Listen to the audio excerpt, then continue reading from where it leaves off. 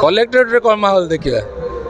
आम तो नामांकन पत्र दाखल को कलेक्टर पाखे आमर माहौल दरकार साधारण जनता पाखे साधारण जनता कौन चिंता कर 24 वर्षर गोटे अपारग सरकार आज पर्यंत साधारण जनतार जो मौलिक आवश्यकता रही पूरण करना तेणु यापर आमर कौन कहबार कौन अच्छे आपण मैंने कह यापर आपण मैंने साधारण जनता पाखे रखु सरकार कौन उपलब्धि रही 24 वर्ष भितर मु तो आपण मान जरिए प्रश्न करने को चाहूँगी जे ए सरकार जो प्रतिनिधि माने आज भोट मागिया को आसुचंती तांको पचारंतु से माने 24 वर्ष भितर कौन करिसेंती एवं जो तांकर मैनिफेस्टो प्रकाश पाई आपण माने समस्ते देखिथिबे मोर प्रश्न होची विगत निर्वाचन जो मैनिफेस्टो से माने प्रकाश करथिले से मैनिफेस्टोर जी से प्रतिश्रुति देइथिले केते मात्रा रे पूरण होईची तार टिके हिसाब दियंतु मोदी तो ओडिशा पाई ओडिशा परिप्रेक्षी रे 235 प्रतिश्रुति देइथिले ता भितर 222 प्रतिश्रुति पूरण कले बोली ग्यारंटीर सहित कहउछन मु भी राज्य सरकार को प्रश्न करिया को चाहिबी जे जो 2019 रे जो तांकर घोषणा पत्र थिला कि मैनिफेस्टो थिला ता भितर केते से माने संपूर्ण करिसंती से विषय टिके साधारण जनता पाखर रख मैनिफेस्टो प्रकाश करिदबा लिखिदबा कहिदबा ये तो अलग कथा किंतु चैलेंज तो आपनकर जानिछंती जे साधारण लोकंकर जो दीर्घ दिनर दाबी अछि भद्रक संसदीय क्षेत्र हो कि भद्रक सहर हो भद्रक जिला हो गोटे मेडिकल कॉलेज में दीर्घ दिन दाबी रही एठू आमर 4 जन जिलूर 4 जन विधायक जड़े सांसद एवं लोकसभा क्षेत्र देखा 6 जन विधायक जाइछन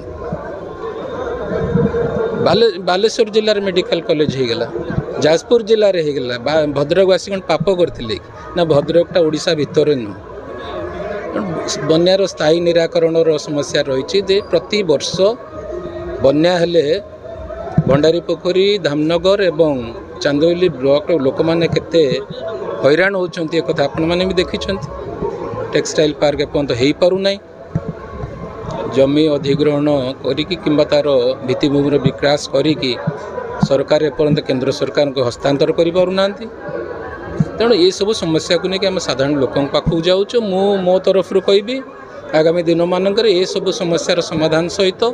मोदींकर जो विकसित भारत संकल्प रही मोदी ग्यारंटी रही साधारण लोकों पाखे पहुँचेबा गडकरी जी आसते कोस्टाल हाईवे कथा भी कहते किपरि संपूर्ण करा मोर आज आपण मान सामने मुझा चाहूँगी मु जो मैंने दीर्घ दिन धरी एठारे शासन दायित्व अच्छा कि भद्रक जो मैंने निर्वाचित प्रतिनिधि अच्छा मुझे कहारी विकल्प होगा चाहे ना मु एक नूतन संकल्प होगा चाहूँगी भद्रक विकास ओडिशार विकास ओडिया अस्मितार ओडिशार सम्मान देखंतु जिते बेले भी ओडिशा रे सर्वे होती 86% अधिक लोक मोदीजी को सबुठार लोकप्रिय नेता और दक्ष नेता भाव में बाछिंट आज मोदीजी जो विकसित भारत संकल्प रही मोदी ग्यारंटी रही ओडिशा परिप्रेक्षी रे से जो मैनिफेस्टो रखिंट निश्चित भाव में साधारण जनता मोदी को पसंद करुँच केन्द्र में तो पुणी थर सरकार होगा कथा आम समस्ते जानते ओडिशा रे मध्य डबल इंजिन सरकार हम ओडिशावासी मनस्थ कर सारे एथर ओडिशा रे परिवर्तन करेंगे डबल इंजिन सरकार आने।